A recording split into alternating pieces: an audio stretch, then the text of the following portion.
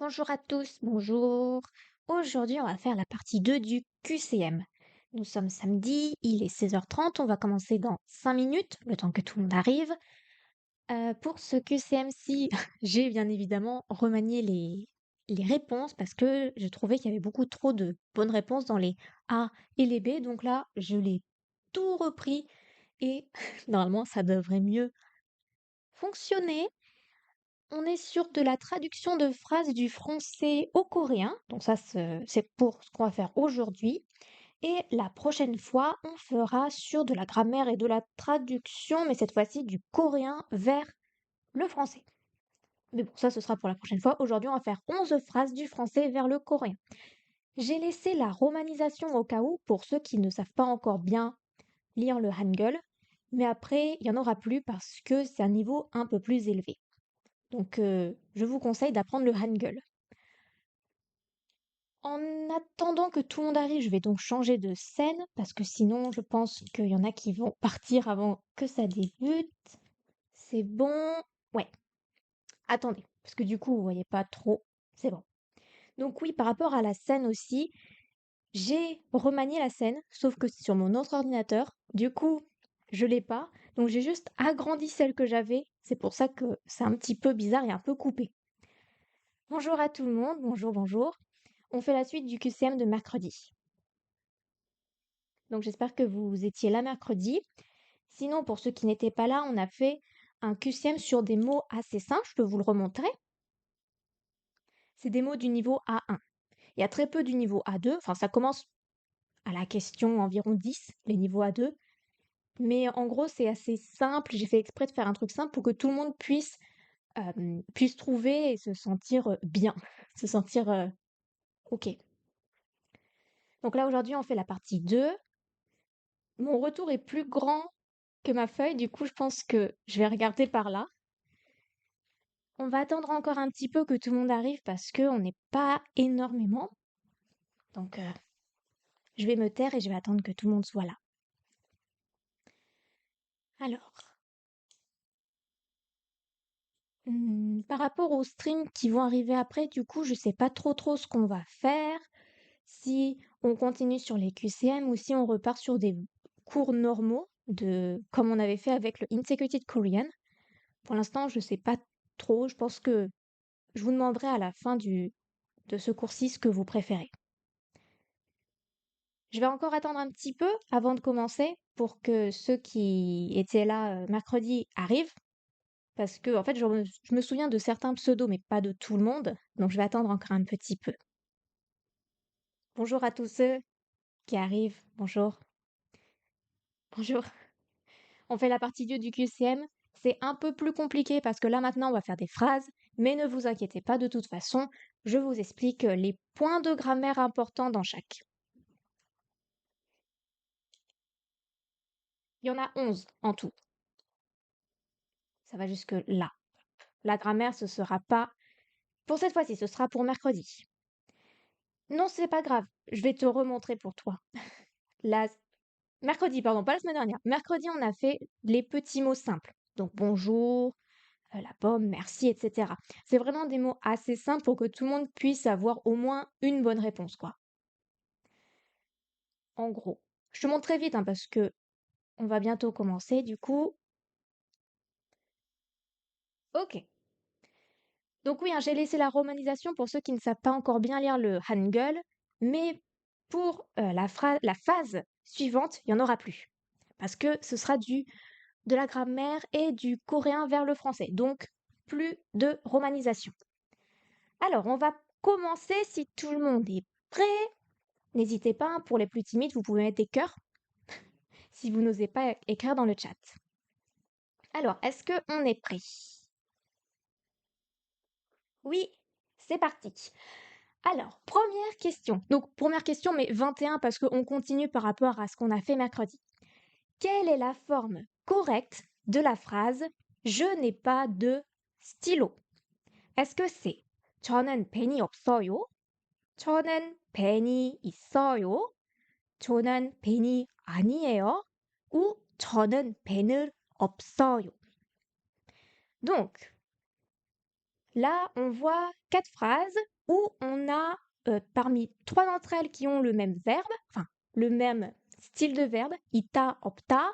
Il y en a un autre qui est en 아니에요 et on a une phrase qui a la particule d'objet. Alors, vous me proposez la A. Est-ce que c'est la A? 저는 펜이 없어요. En effet, 없어요 veut dire ne pas exister, il n'y a pas. Donc, il n'y a pas de crayon.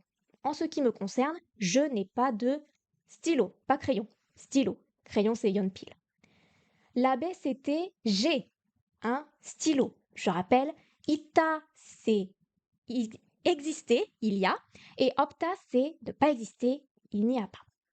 Ensuite, 저는 펜이 아니에요. 아니에요, c'est ne pas être. On connaît ida, qui veut dire être. Et donc, 아니다, c'est ne pas être. Et enfin, la D, elle est totalement fausse. 저는 펜이 없어요. Parce qu'en fait, on a vu que ita, opta ne pouvait s'utiliser qu'avec la particule de sujet iga. Donc, dès que vous voyez ul avec 없어요, c'est que c'est faux. Il faut absolument un i ou un ga, la particule de sujet. Bien. On continue. Comment se traduit la phrase Il fait très chaud aujourd'hui. 오늘 날씨가 아주 추워요. 오늘 날씨가 아주 나빠요. 오늘 날씨가 아주 더워요. Ou 오늘 날씨가 아주 좋아요. Alors, j'ai plusieurs propositions. On va commencer par la première qu'on me propose, c'est 오늘 날씨가 아주 더워요. 오늘, aujourd'hui. 날씨, le temps. 가, c'est la particule de sujet. Donc, en ce qui concerne le temps, 아주, vraiment. Et ensuite, on a 더워요 qui vient du verbe 덥다. D'accord, c'était une erreur. 더워요 qui veut dire être chaud. Donc, il fait chaud. Le D, c'était aujourd'hui, le temps, vraiment, 좋다, être bon, être bien. Donc, il fait vraiment bon aujourd'hui. Donc, en effet, c'est bien la C.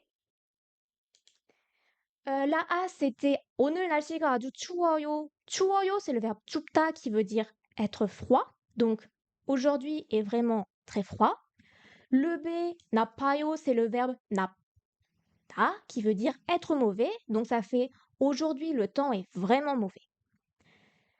J'avais un autre truc par rapport à... Oui, en effet, c'était par rapport au verbe irrégulier. Vous voyez, 더워요, 추워요, en fait, c'est 덥다 et 춥다. Il s'agit de verbes irréguliers en be. Quand on a un verbe irrégulier en be, le be se transforme soit en ou, soit en o. Donc c'est pour ça, pour 덥다, ça fait tu, 더우어요, 더워요. Pour 춥다, 추우어요, 추워요. Pour na쁘다, c'était un verbe en irrégulier en e, c'est pour ça on enlève le e, on regarde l'avant, enfin, du coup la dernière voyelle c'est le a. Comme c'est un a, on choisit ayo, ce qui fait napayo. Et 쳤다, c'est un verbe régulier, c'est pour ça que ça fait 좋아요. Bien. Bonjour à tous ceux ou à tous les petits nouveaux. Ah, j'ai 2,22.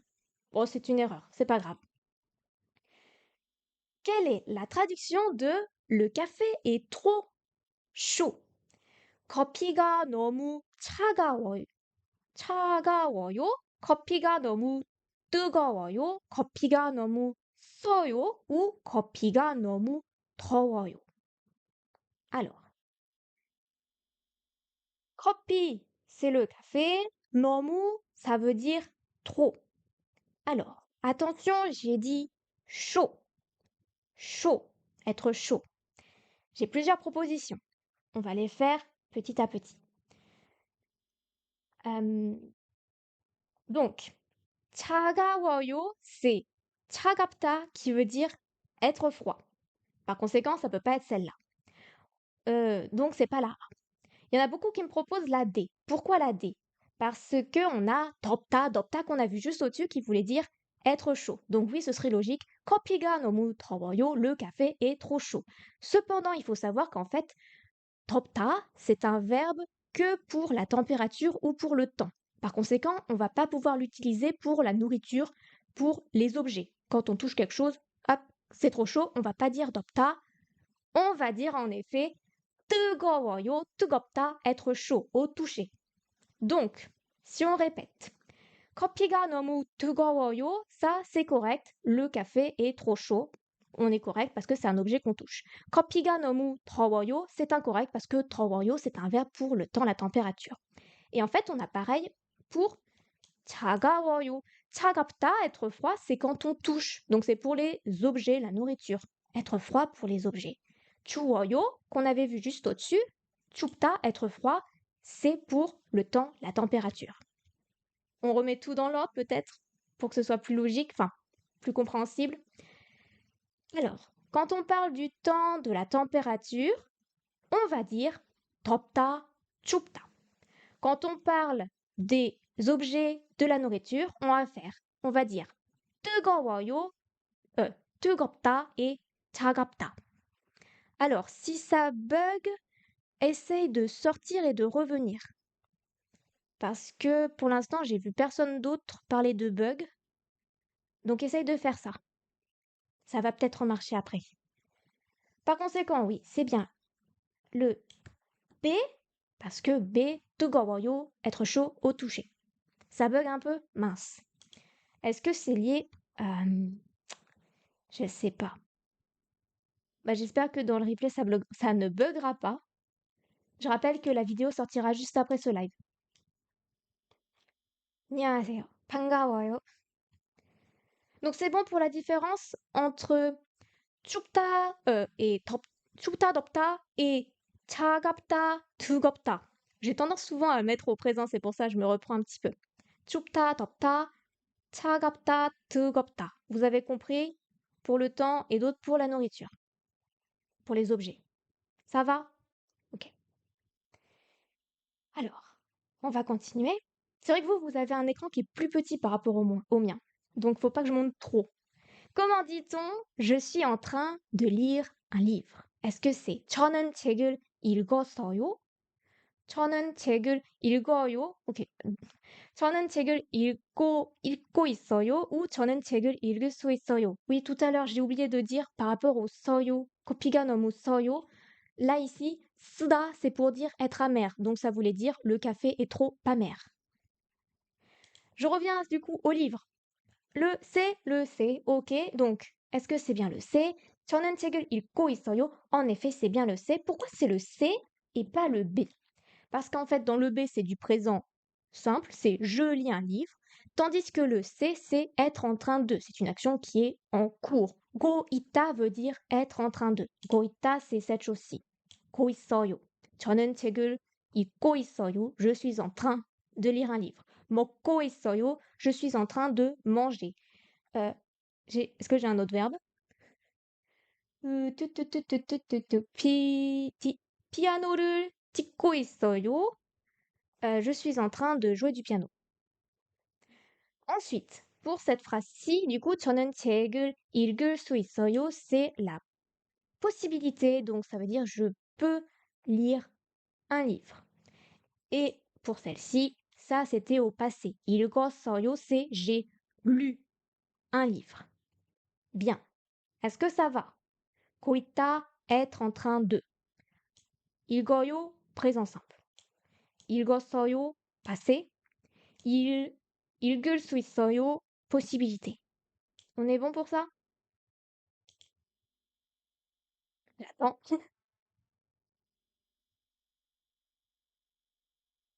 On va passer à la prochaine phrase. Donc, comment dit-on j'ai une réunion à 3 heures? Est-ce que c'est 저는 3시에 회의가 있어요? 저는 3시에 회의가 없어요? 저는 3시를 회의가 있어요? ou 저는 3시에게 회의를 있어요? Alors, déjà, on peut éliminer la D parce qu'on a vu tout à l'heure que ita, opta ne pouvait s'utiliser qu'avec la particule de sujet iga. Donc la D, c'est impossible parce que hui, il est avec le. La A, alors, la A, 저는 3시에 회의가 있어요. En effet, le ga 있어요 est juste. On a vu aussi que ita voulait dire exister, il y a, alors que opta voulait dire ne pas exister, il n'y a pas. Par conséquent, en effet, c'est bien la A. Mais alors, pourquoi c'est pas la C? Parce que la C, après chi, vous avez le 를 qui est la particule de objet. Par conséquent, on ne peut pas mettre la particule d'objet à chi. Ici, on met la particule, comment on dit ça? La particule de temps. On a vu la semaine dernière et dans le sens de la particule de lieu pour dire un déplacement. Je vais à tel endroit. Mais et est aussi utilisé pour parler du temps, l'heure, à telle heure. Donc c'est pour ça que c'est la A et pas la C. N'hésitez pas à me dire si c'est trop saccadé quand je parle, si je vais trop vite ou si ça manque d'explication. On va beaucoup plus vite que, que mercredi. Ah, il reste plus que 3 phrases. Alors, comment dit-on? Il peut. Alors, pourquoi j'ai mis. Ah oui, parce que j'ai changé ma phrase. C'est vrai, j'avais. Pour pas qu'il y ait d'erreur, j'avais changé. Il peut étudier ici. Est-ce qu'on va le dire? 여기에서 공부하고 있어요? 여기에서 공부해요? 여기서 배워요? ou 여기서 공부할 수 있어요? Alors, comment on va dire il peut étudier ici? Donc, 여기, ça veut dire ici. Le D. Bien. En effet, il s'agit bien du D parce que tout à l'heure, on a vu que ulsuita voulait dire la possibilité. Donc, je peux faire quelque chose. 공부할 수 있어요, je peux étudier yogi ici. Pourquoi c'était pas le C? Parce que 배우다, c'est le verbe apprendre. Pourquoi c'est pas le B? Parce que ça veut dire j'étudie ici. Donc, c'est pas la possibilité, c'est vraiment j'étudie maintenant, là, ici, au présent.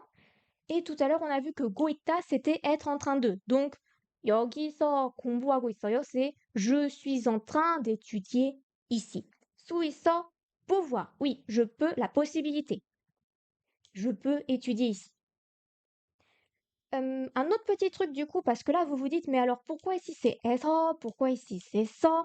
En fait, c'est que 여기서 et 여기에서, c'est exactement la même chose. C'est juste que on va le raccourcir. Ils aiment bien, vous savez, détruire les mots pour les faire plus courts. Donc 여기에서, c'est exactement pareil que 여기서. Ça veut dire la même chose. Bien. Donc on est bon pour celle-ci aussi? Bonjour aux petits nouveaux. On est bon? Il en reste 2. C'est peut-être pas la plus simple, celle qui arrive. Alors attention. Bonjour. Comment dit-on je dois aller à l'hôpital? 저는 병원에 가야 해요.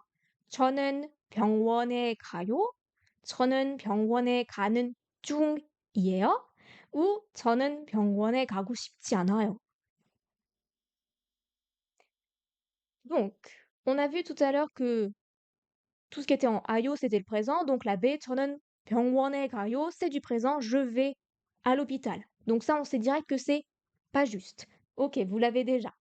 Donc en effet, oui, il s'agit bien du 아, 저는 병원에 가야 해요.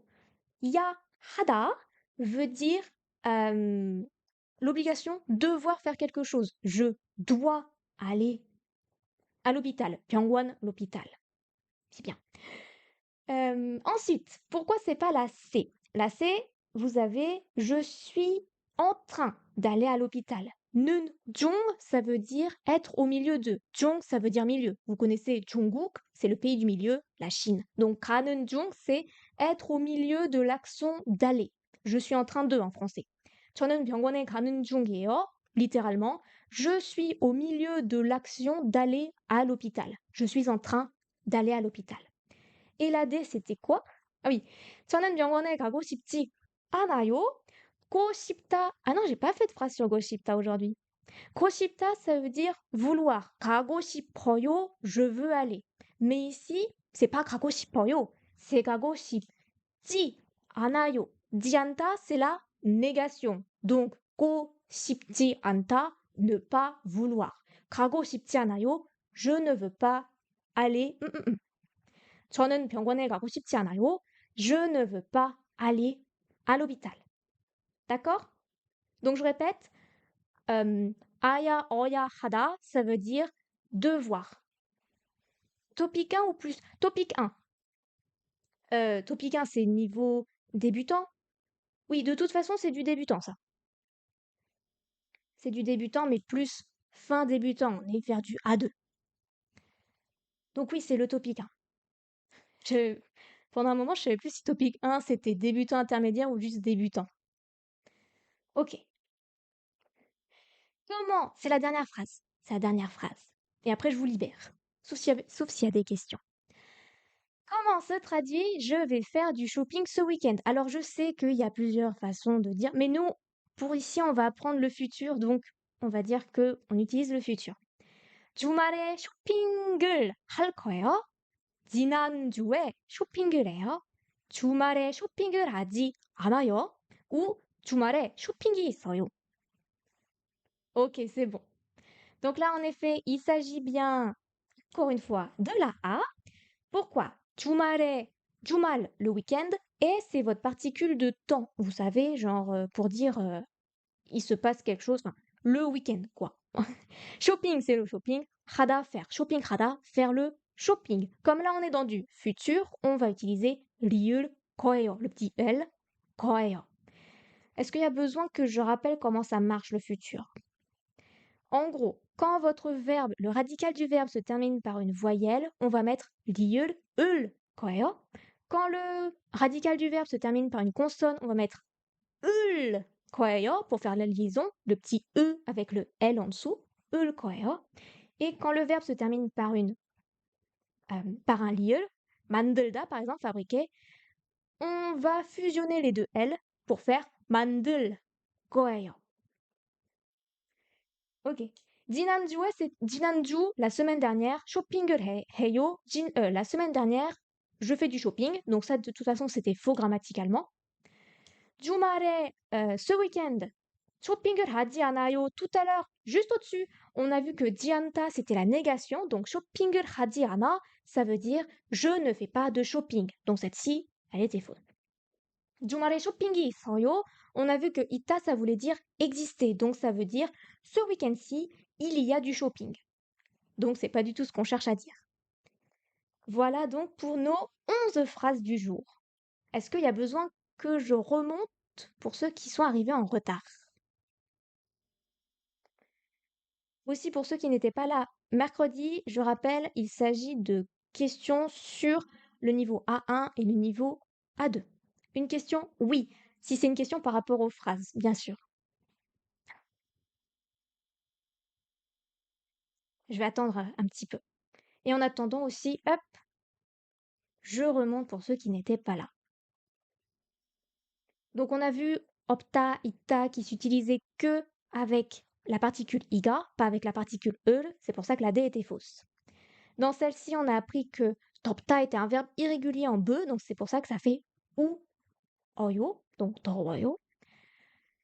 Dans cette-ci, on a appris la différence entre topta, 뜨겁다, 춥다 et 차갑다, que 덥다 et 춥다, c'était pour le temps, la température, et 뜨겁다, 차갑다 pour la nourriture, les objets. La partie... Alors, 2 secondes, je réponds à la question. Je voulais savoir au niveau des particules, quel est l'équivalent en français. Non, non, alors ça, c'est pas grave. Ça me convient. C'était juste si c'était une phrase par rapport à moi ou par rapport à totalement autre chose. Mais ça me convient. L'équivalent en français des particules, c'est qu'en fait, en français, on a une structure de phrase, on a le sujet, verbe, complément, et en fait, on a des à, par exemple, à l'école ou à quelqu'un. C'est vrai que beaucoup, ouais. De la part de, c'est à peu près des trucs comme ça. Donc en fait, en français, on n'a pas besoin de particules parce qu'on a une structure de phrase qui est carrée.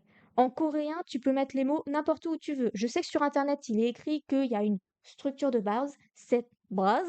Certes, il y en a une, mais en vrai, tu peux les mettre où tu veux. Si tu veux accentuer un mot, tu vas le mettre au début de la phrase, par exemple. Donc tu peux mettre, par exemple, l'objet en début de la phrase. Si tu veux dire que c'est 펜을 저는 있어요. J'ai un pen, j'ai. Est-ce que... Oui, de toute façon, les particules, donc, on n'en a pas vu beaucoup. On a vu iga qui est la particule de sujet que moi j'aime bien traduire par c'est nanana que. On a nen unnen qui est la particule de thème, donc c'est-à-dire ton fil rouge. C'est la traduction. Nous on traduit par en ce qui concerne ta ta ta. Ensuite on a l'objet direct, l'objet c'est lul. Par exemple, je mange quoi? Le quoi c'est la pomme. Phrase typique. Ensuite, est-ce qu'il y a une autre particule? Le et, en effet, le et qui est la destination. Je vais à Paris. 파리에 가요. Qu'est-ce qu'on a vu aussi par rapport au et? On a vu que pour l'heure, on pouvait dire à telle heure avec et. Ça ici, je l'ai pas dit ce que c'était, mais ege, ça veut dire à quelqu'un. C'est pour la destination. Je fais quelque chose pour quelqu'un. Par exemple, 친구에게 꽃을 주었어요. J'ai donné à mon ami des fleurs. Donc, ege, ça veut dire à quelqu'un la destination. Et après, ege서 qui veut dire la provenance. Mais ça, on l'a pas vu. Ege서, ça veut dire aussi que une action se déroule dans un lieu. Je te fais toutes les particules. Ege서, c'est une action se déroule dans ce lieu. À ne pas confondre avec e qui, lui, est pour la destination. Je vais à tel lieu. Par exemple, 도서관에서 책을 읽어요. Je lis un livre à la bibliothèque. Et je crois que de toute façon, c'est tout, j'en ai pas mis d'autres. Merci, mais de rien. Donc ça va mieux par rapport à ça. Ege, c'est plutôt... En effet, ege, tu vas l'utiliser soit pour parler poliment, soit quand tu vas écrire un texte en sugi, quand tu vas faire des écrits, tu vas utiliser ege. Par contre, à l'oral, quand tu es colloquial, ça se dit en français, quand tu vas parler à l'oral aux gens, tu vas utiliser hante, quand tu parles à des amis, quand tu parles à d'autres gens qui sont un peu plus jeunes que toi aussi, tu vas utiliser hante. 한테서 에게서. Pareil, du coup, pour la provenance, 한테서 à l'oral, 에게서 à l'écrit, politesse. Mais de rien. Est-ce que c'est bon du coup? Il est 17h, ok. La prochaine fois, on fera cette chose-ci. Donc, révisez bien les particules parce qu'il y aura des questions. Et ce sera la traduction cette fois-ci dans l'autre sens. Mais bon, on va pas trop regarder, sinon ça va spoiler. Hop, voilà du coup. Je vais peut-être attendre un petit peu sur cet écran au cas où il y en ait qui auraient d'autres questions et je ralentis le rythme de la parole. De toute façon, ce live sera disponible dans environ 1 heure sur YouTube, comme ce que j'ai fait mercredi dernier en fait. C'est le temps que je coupe un peu le début, voilà, et que du coup ça se mette en HD. Et j'espère que c'est le bon micro qui a été détecté parce qu'au début, il me le prenait pas mon micro. Donc j'espère que le son sera bon. Je vois pas d'autres questions, donc on va s'arrêter là. Hop, je vous mets cette petite chose-ci. Je rappelle donc le samedi 16h30, cours de coréen débutant. De toute façon, en fait, maintenant, on fait des cours de coréen débutant le samedi et le mercredi. Donc, cours de coréen le samedi 16h30 et le mercredi à 18h. Et je rappelle aussi pour ceux qui veulent apprendre le chinois qu'on a commencé dimanche à 18h. Donc, demain sur Twitch, hein, n'hésitez pas à venir. On a déjà fait la présentation de soi. Maintenant, on va faire la présentation de sa famille. Voilà. Donc, je sais qu'il y en a qui voulaient absolument apprendre le chinois. N'hésitez pas demain à venir à 18h sur Twitch. C'est le même pseudo, Kokiri. Donc, twitch.tv/Kokiri. Et pour la chaîne YouTube, c'est Kokiri aussi. Voilà. Merci beaucoup d'avoir regardé. À demain pour ce que je vois demain. Sinon, à mercredi pour la suite de ce QCM. Merci beaucoup. Au revoir à tous. J'attends toujours qu'il y ait un premier au revoir avant de couper, pour être sûr que tout le monde ait bien tout entendu. Alors. Ou un petit cœur si vous voulez pas dire au revoir, bien évidemment, pour les plus timides. Au revoir à tous. 안녕, 잘 가요, 잘